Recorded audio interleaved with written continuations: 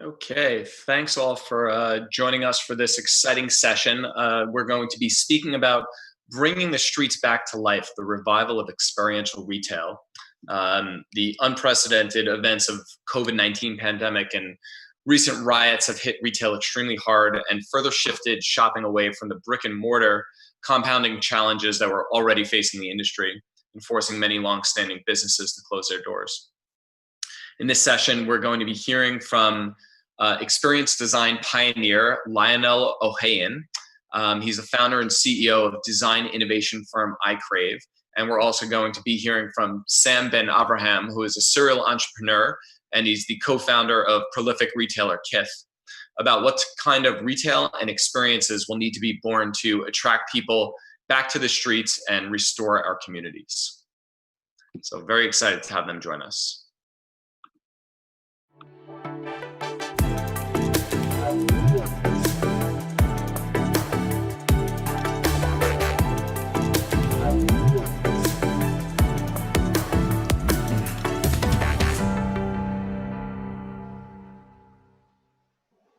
Hey everybody, this is Lionel Ohayon from iCrave. This is Sam Ben Abraham. We're glad to be here and talk about this topic. It's obviously a very pressing topic that everyone's got top of mind. And when we're thinking about the future of retail, we're thinking about the future of sidewalks, we're thinking about the future of cities. And I'll tell you what struck me, I was in the city around Soho last week, and I was completely struck by the animation of what was happening on the sidewalk. And all of a sudden there were restaurants outside, there was activity, people were turning on music. I saw a young girl come out of a van and her family behind her pulling out fold-out chairs. They were bringing food out of the van in foil containers, and she started planning on a piece of plywood that was covering up a storefront, what painting she was going to do. And it seemed like there was a community organizer working there, and the whole family came along and said, you know what, let's make an event out of this and let's see what this afternoon looks like. And all around was this kind of like easy young energy that was happening on the sidewalk. And it really made me ask the question, what is standing in the way of where we are today in a neighborhood like Soho that's so prolific, that has such a strong brand, that's seen so much transformation, that at this moment in time, we can look at the sidewalk as maybe a source of the answer to what naturally wants to happen. Sam, what are you're in Soho a lot. What do you think is going on over there? I mean, I've been in Soho for 30 years, and I came and I love that place because of the energy that I had in 30 years ago. And over the time, we little by little lost it, from restriction from the city and landlords being greedy, and this was impossible for young talent to activate almost anything. When we moved there was very little retail. There was a few cafes, there was bars, there was a lot of galleries, there was a lot of artists who used to live in those lofts and had the art been showing on the street or upstairs. And there was a certain energy to that neighborhood that felt like nowhere else in New York City. And that was kind of like a melting pot for the yuppies that moved from the Upper East Side and want to have something different, and the artists and people. It was just like over the weekend, it was just a beautiful mixture of people. And over the years, it became like a shopping mall, like any other shopping mall that you go in America. And little by little, the young generation got pushed out of there and then moved into other neighborhood or Brooklyn. In the last 10 years, it's been pushed to Williamsburg. And then from Williamsburg, that became a little bit too commercial. And then people going into deeper Brooklyn. And, the city itself lost its energy, what New York was known for all those years. Yeah, it's interesting. It's like the proliferation of development and the intensity and the speed with which New York developed is perfectly, you could draw a graph on how the city gentrified and how artists and creativity and young thinking and opportunity moved further and further away from the city. And I think it's interesting to use Soho as a sort of central kind of like node to understand that. That Broadway, that Broadway highway became a mall. And all of a sudden, you know, because you've been there during the whole time, you just saw all those rents just escalate so high. And it not only pushed out anything creative, anything unique, right? Nobody can contend with those kind of rents. So anything, even food, there's no food in the center of it. There's no experience. There's no discovery, right? There's no sense of like trying to find something new and understand what that neighborhood offers that you can't otherwise get, like you said, anywhere in America. And for the most part, as these national brands moved in, the quality of the experience and the opportunity to like not just go ahead and do it online just kind of evaporated, and then this collapse just happened. I'm interested in how that kind of like this kind of march into the center and then to Williamsburg and then to other parts of Brooklyn. What you're seeing is the machine that has created gentrification, the kind of values of real estate, right? Like a lot of what's happening is really forced by this idea that banks are really underwriting assets, right? And landlords are trying to find credit tenants, and credit tenants don't mean healthy sidewalks. Yeah, and you know, the transition is happening much faster every time. Like, you know, every neighborhood being developed from 0 to 100 in like 2 years, and people being forced to be out of there. You know, with Soho, and then when Meatpacking was developed, it took 2 years before all the national tenants came in and pushed everybody out. And you know, so it's really sad to see the city like that. And I think hopefully with this pandemic and this whole social justice movement with the Black Lives Matter, people gonna realize what really matter, and things. Yeah, I think it's super important to think about these causes and think about what they mean. And you know, like I get a little bit nervous when it's like a pile-on of this moment in time, we want to talk about this and not really fundamentally understand, like, how do we actually address the social justice in the city? And what we talked about several times is really this understanding that if a sidewalk works, it works for everybody, right? And that means that I feel like I have ownership of that neighborhood because I'm included in what that neighborhood offers.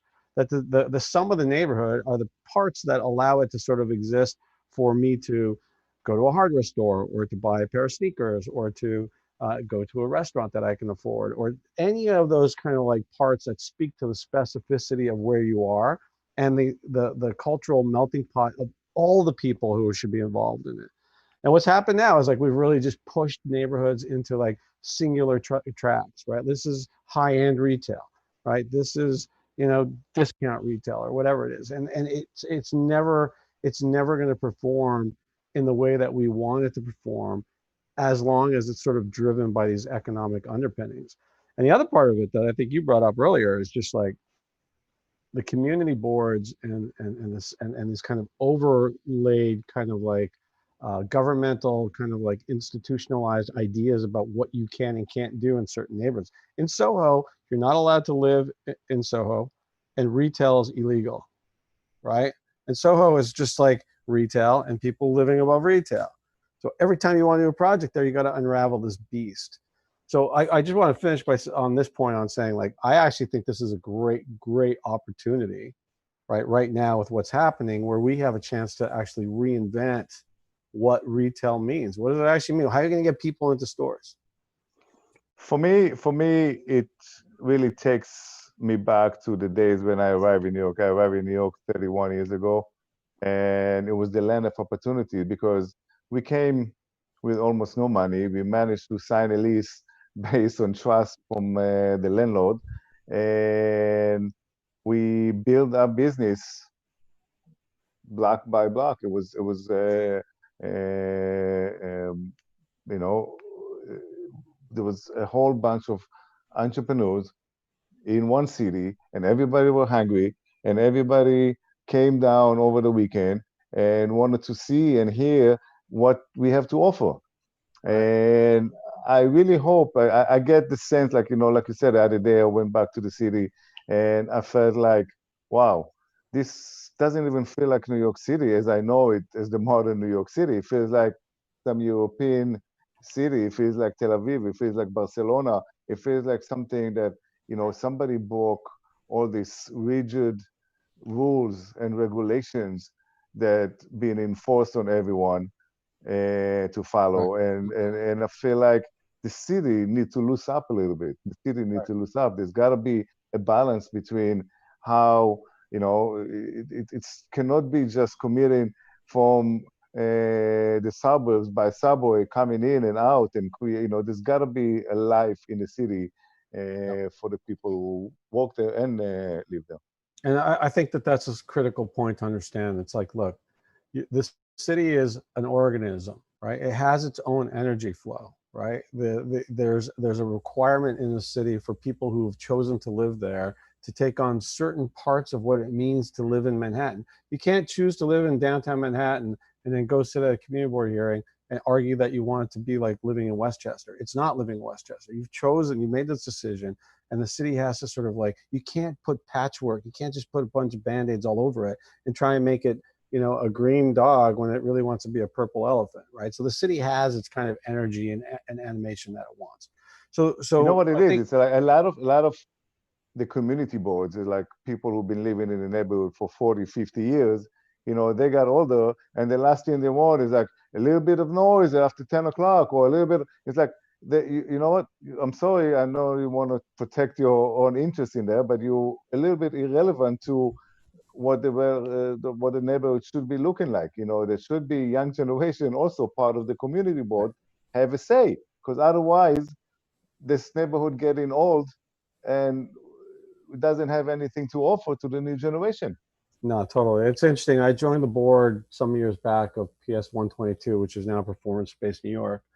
And what happened was when I met the director, he said to me, I said, why should I join PS 122? And he said, look, and PS 122 does really far out there experimental performance art.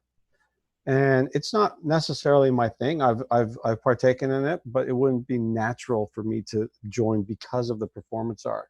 What he said to me is, he said, if you don't support artists working in Manhattan, artists won't work in Manhattan anymore. And Manhattan will become, and New York, he was saying, but Manhattan is like a microcosm of New York. He said Manhattan will become a museum city, like Vienna, like Paris, right? Like you go to St. Petersburg. These are cities where you go and you go, oh, back in the 1800s, so-and-so painted here, and this is so-and-so's shop. But now it's just a museum of a city. It's not real. There's nothing really happening there. And that's the big fear that we have with retail in New York, right? Like if retail can't find a hold, if you can't, we look at it on three levels. If you can't create a brand experience, a brand today finds its experiential connection with its customer through Amazon or maybe Instagram or maybe Guild, right? So they don't have control of that conversation anymore. So if they're going to go into retail, they want to control what that experience could actually be. They want something engaging, right? If you're a customer, you want a reason to shop, right? Like it's a convergence of entertainment and shopping. You want a reason to go to the place and not just pick it up online. It's not like a convenience that I can get online. It's like they're actually offering me something I wouldn't otherwise get. So you have to have a brand experience. You have to have a commitment to the customer experience. And for the landlords need to actually be a partner in this. You can't de-risk themselves and hand all the executional, risk on the retailer and say, just give me my money. It's just not going to work anymore because the landlords have to be relevant. And so you have to like have traffic. You have to create a sort of traffic component. So it's like relevance to the landlord by traffic, experience for the brands, and then a kind of entertainment quality for users. Those are the same things that you want in the sidewalk, right? They're like you want, and those are how you actually bring a city back to life. And I think that that's the opportunity if retail and the real estate environment in New York is broken. Like you might have rents in retail in New York that are cheaper than commercial rents right now. It's very interesting. In Europe they have this rent control program on commercial properties. So if you rented commercial property, you have the right to renew the lease every 10 years at a percentage that has been dictated by the government. Yeah, You have a 3% escalation. that totally makes sense. You started a small business, whatever the business is, nobody's forcing you because you've been there. You created demand for the street and the vibe for the street, and now you've been pushed out based on the vibe that you created, and somebody else coming in and cash on you, and it's usually the landlord, you know. So they have a program.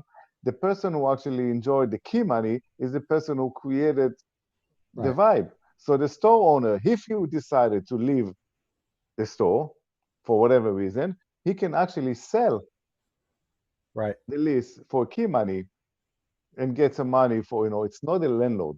The landlord is getting his return on investment based on this type of calculation.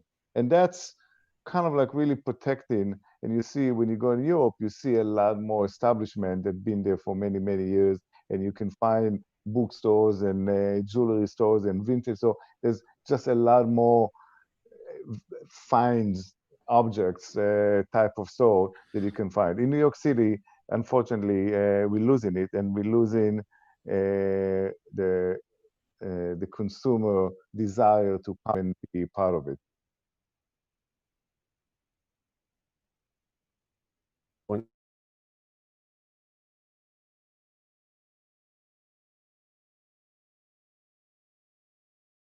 Amazing retail kind of experiences on streets.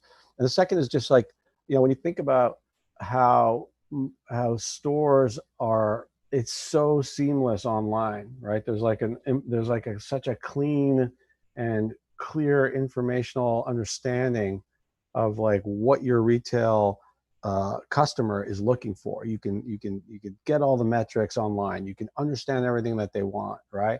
You can understand all of the parts of like what they're shopping for. What are they looking at? How much time they spend on that? What's their demographic? All that information comes to you when it's coming through online. Now you come to a store and it's the dumbest experience. You have no idea who walked in the store, walked out. How long did they? And so we're trying to like patch it together with all this kind of technology. But the truth is that what you want to be able to do is become temporal. You want to like shop like you're flipping through your social media feed in the physical world. So what we have to figure out, and I think there's some people who are trying to figure it out. I think we should talk about Kith for a minute, but I think like what you're starting to understand is like, how do I give online direct-to-consumer brands an opportunity to be in a zip code so that people can experience the brand? So you have that kind of like, I'm going to give you an opportunity to have an experiential connection with your customer.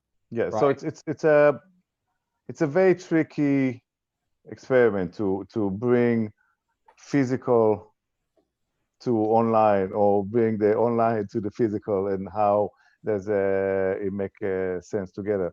But I'm a big believer in brick and mortar. We developing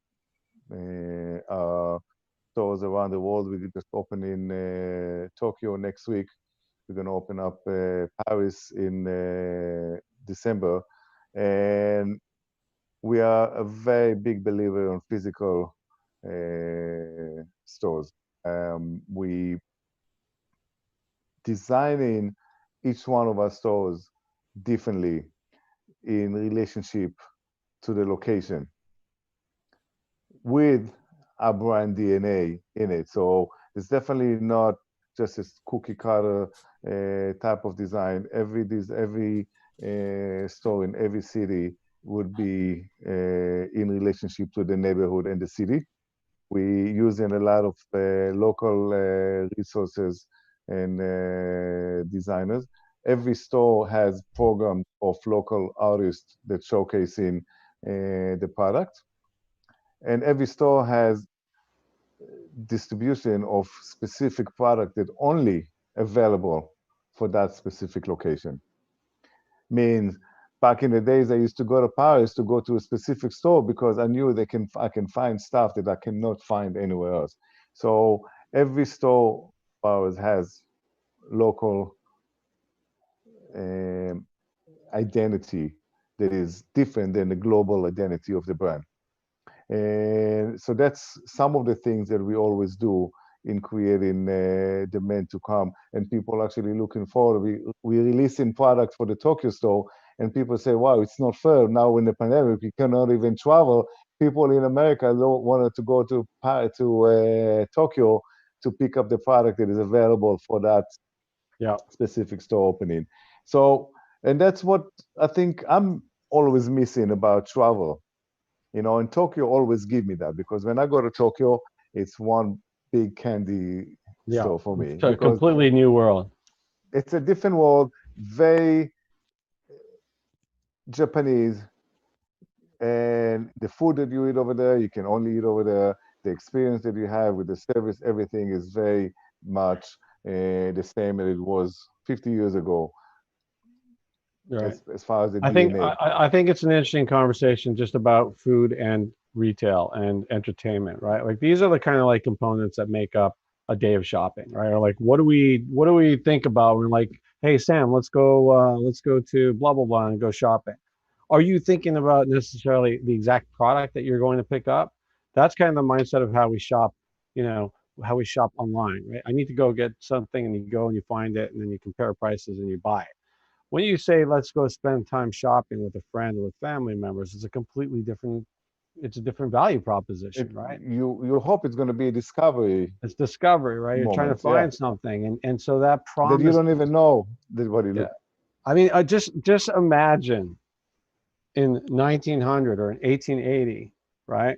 What it was like to walk into a department store, right? You're like, you know, like you go into a city, you're in St. Louis or New York or, you know, anywhere, Cleveland or Chicago or Buffalo, and Don't you go too walk in, far. In 1980s, 1990, it was in New York City. I mean, there you're was right. still places like that in New York City up until not too long ago.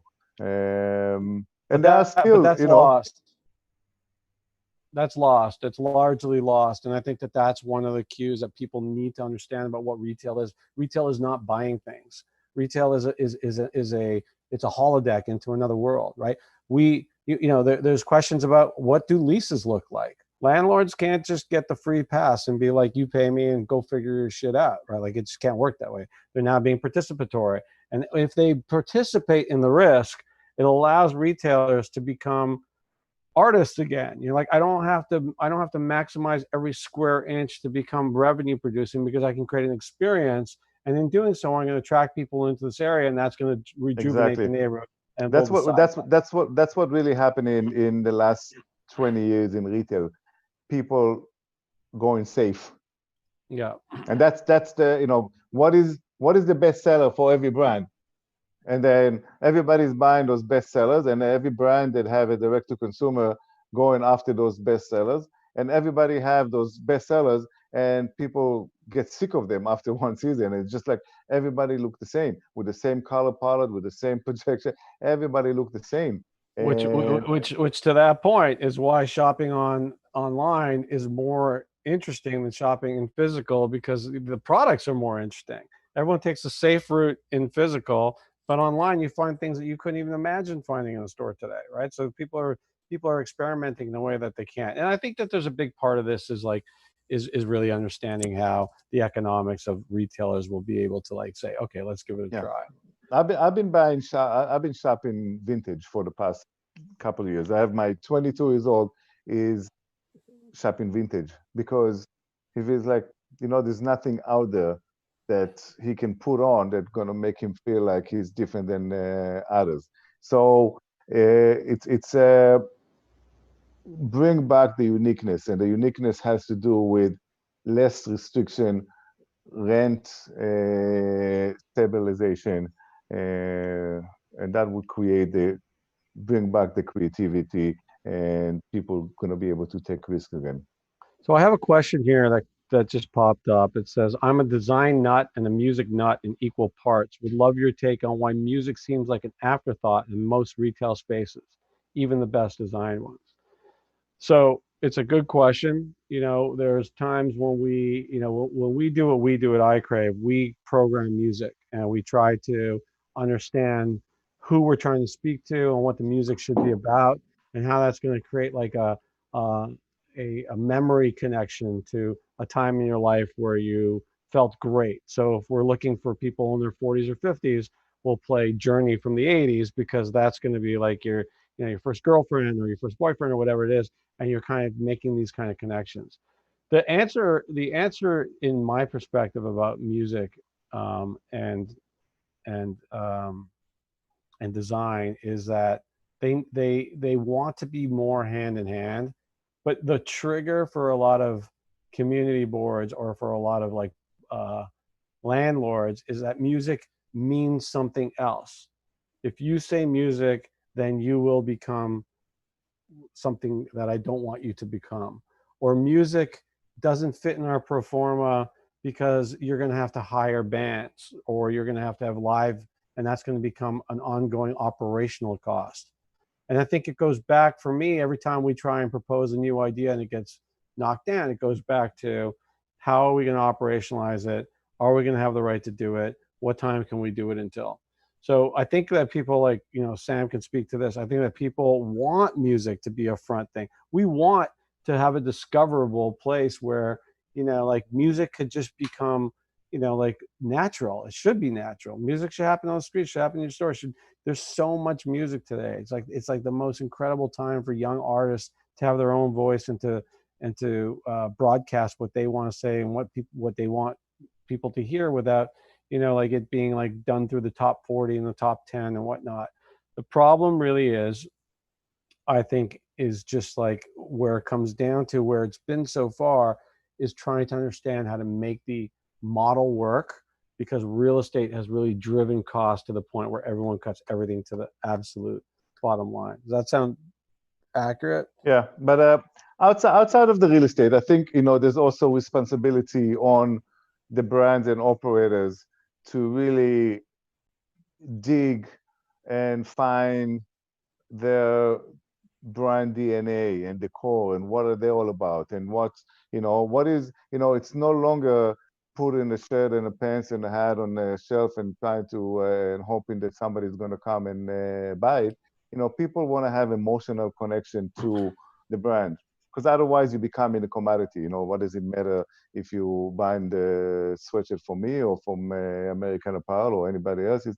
It's just, there's got to be an emotional connection, and, you know, music is one way to create emotional connection, and it's the lifestyle around it.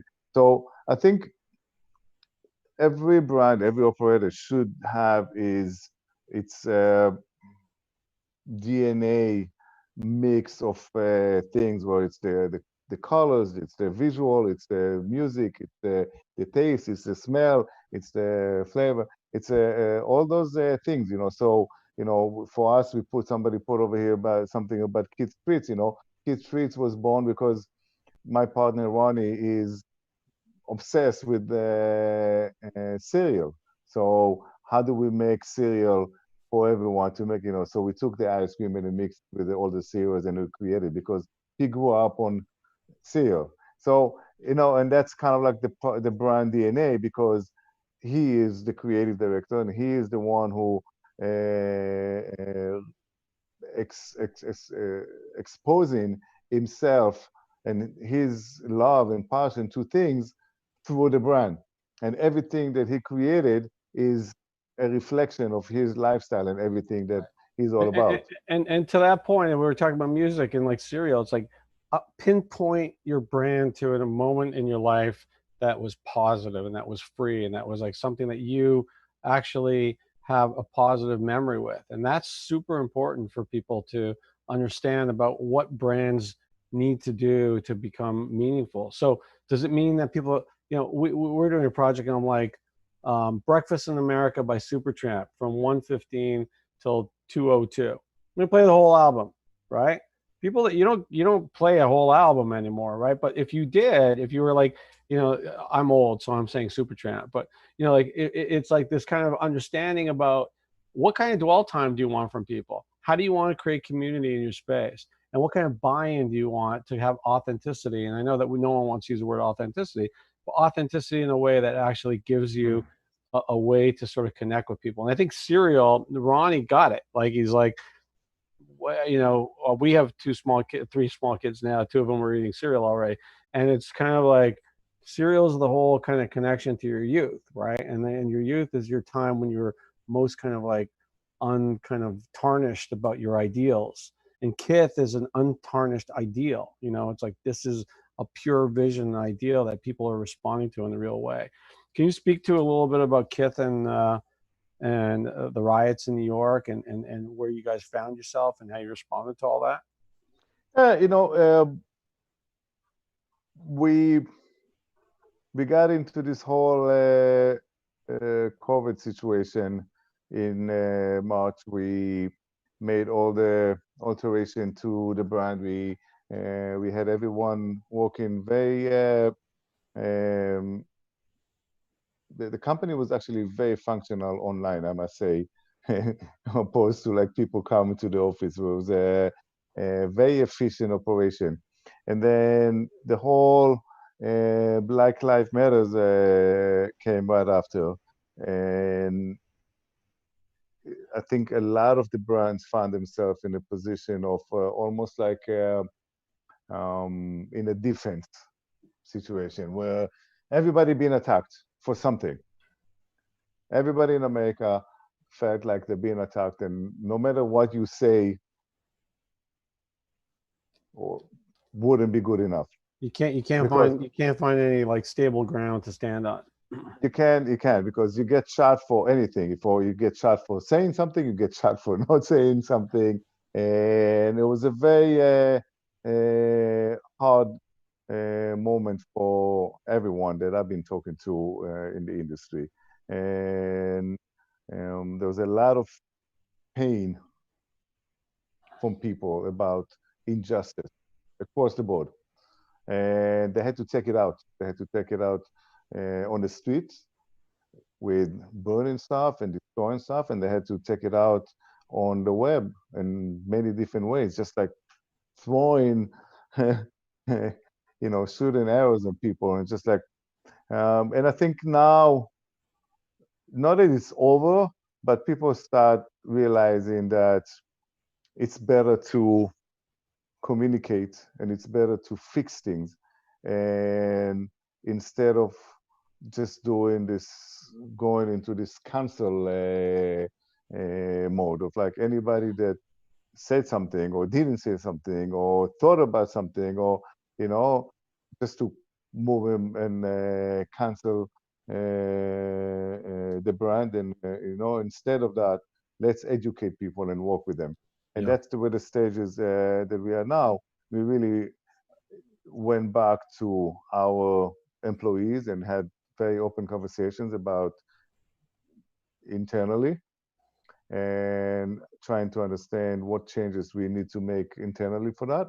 And then once we're ready with internally, we actually looking to see how can we engage with the community and do more for the community. And I think for us, it was a very good, interesting learning experience to go through. I think it's an important topic, and it's not easy to manifest a solution. Like you said, it's very hard to sort of to step here or step there, and I understand that, and I understand the fury, and I even saying I understand the fury, people will say to me, you don't understand the fury because you don't understand the fury, right? But I think that the convergence of all these factors, retail was in trouble long before this started.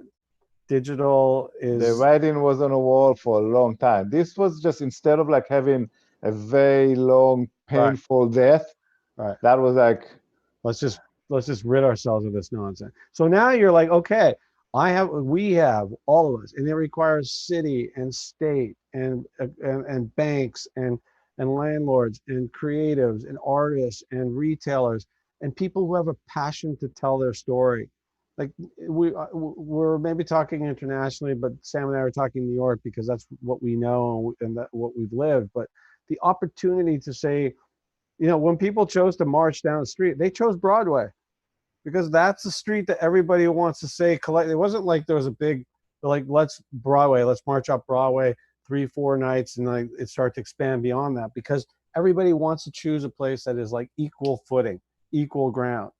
And you know, Broadway, because Broadway goes across the town from west, down east, crossing every neighborhood, uptown, downtown, and midtown. And I think there was always symbolize the melting pot of New York City. Yeah. And I just think that if you can find a way that Broadway answers the question for everybody, it's my street, right? I don't feel like a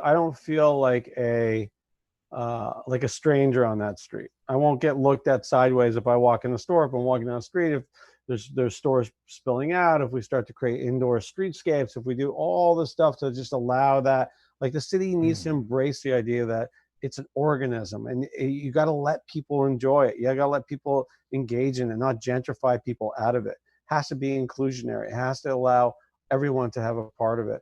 I think that to me, it's a total tragedy what's happened to that street in the last 25 years. I mean, it's a I would love to see Broadway becoming one massive bike lane. You know, it's like, I think, you know, instead of like having all those like small bike lanes on the street are very dangerous. I mean, I'm scared to ride my bicycle in New York City. You know, it's scary between the taxi drivers. It's not a comfortable. But I think that's an interesting question about retail, right? Like, you know, the future of retail is about meandering and experiencing and finding things. And like the idea that the answer is not like, well, how will I get a cab when I leave with 10 bags? You're like, you don't leave with 10 bags. You have technology. They'll send your 10 bags home. Now go walk on the street where there's experiences and there's things happening. There's a band playing and there's like city outdoor seating and whatnot. We have to use both parts to it, right? But at the core of it, like you and I both, I know we both share this idea, even though we can disagree on a million things, is like, there's like, it's about the soul of a city, right? Retail is it's a kind of shared experience that everybody has, right? It's not going to be solved. And, you know, we probably haven't touched on technology enough, but I think there's enough technology to facilitate anything. You know, I think the main problem is the desire. What is how to create the desire for someone to leave the house and come back to the streets and be part of it. Then there's enough technology to facilitate anything today. Well, here's a question that came up. It's how do you guys think emerging technology, augmented reality, increasing personalization from data, et cetera, can be used to synergize well with someone's physical retail experience? And how should it not be used? Also, shout out to Kith Treats. Thank you for the shout out. And we're looking into all those technologies, and at the end of the day, we kind of like choosing in the interface it is actually more simple. We're simplifying the online for now, and we're really focusing on the more physical location activations and how can we bring physical and make it more interesting. And I think, and then the follow-up is always on the online. And we really believe that everybody focusing too much of technology and how to go online and how to go online. I think the emotional connection needs to be on the physical, and that's where we put in most of our effort. And then behind the scene, yes, there's a lot of technology, but I think simplifying the connection and simplifying the process is the key for everything. I think that I agree with that 100%. And, you know, I know we're running out of time here, but there's a couple of things I think are important. I think that the convergence of, to make it simple, the convergence of retail and entertainment, right? Like those seem obvious and they seem like everyone's poking around it. And we need to understand physical retail as an experiential opportunity for people to have entertainment. And people's entertainment dollars are trying to be spent on a lot of like, come to this show, come to that show, come to this. You know, you got all of these pop-up museums and all this kind of stuff that's super temporal. Right? Everyone's trying to get your $39 to come to the museum of this or the museum of that, or come to this experiential show, this immersive experience, and all these things, because they're lacking the opportunity to have an immersive experience of spend the day shopping and grab a coffee and maybe have an afternoon glass of wine with your friend, and then walk around the streets and meet some people and end up in a park. That's immersive experience at its best. That's a city that's like healthy. It doesn't require you to pay $39. Best days we ever had was like the days that we never planned. Yeah, we're meandering the streets. Leave the house, meet some friends, and you end up in some random. All of this stuff being packaged into these experiences that can then be proliferated on social media for you to come and find this Valhalla that you don't find because the cities are sick. And I do want to emphasize that this is not a cataclysmic moment in time. This is a moment for New York to reinvent itself. Right? This is a moment for New York to be like, and New York always never bet against New York City, and never bet against real human interaction. And I think that, again, I apologize if we're too New York centric on this conversation, but that's what we know, right? But there's an opportunity right now to like grab this thing and really just like say, this is what we want it to be. And whoever raises their hand and says we want it to be, will have a seat at that table. And it's not us. Sam and I are probably too old for it. It's probably younger people. And we can just help encourage them to like, tell your story, bring your story out loud, be the voice. It's your turn to make this reality true. Because I sometimes joke in the studio that we're like millennial consultants to CEOs. Like they're like, what do I do? I don't know what to do. And there's a young generation that has a big voice, and it's time to bring it forward. And by the way, I just want to say something about the technology and data that wouldn't sound. For our brand, we feel like we are as storytellers. We really communicate with the consumer. We telling the story, and the stories are very genuine. And my partner Ronnie is a very good storyteller. And we don't really use any. We don't advertise. We don't pay for anything on the internet because I think we are a very good storytellers. And I think that's what a lot of people are missing: a genuine story that's going to be told, that it's going to create the connection, the emotional connection with the brand. And when you don't have that, you need to push. We don't really push. We just putting the stuff out there and telling the story and creating beautiful products that are coming from the inside. And that's how we build the brand, that it's doesn't need heavy push from the outside. Yeah, that's awesome. Well, look, I think we're pushing up against time. Please don't bet against New York City. And the future of retail and its demise have largely been exaggerated. There are only experiments and new things to come that are going to be, I think, wildly interesting. I believe that we have a really, really great moment right now to grab a hold of it and invent it. I'm a very, very big believer in a lot of great things going to come out of this disaster.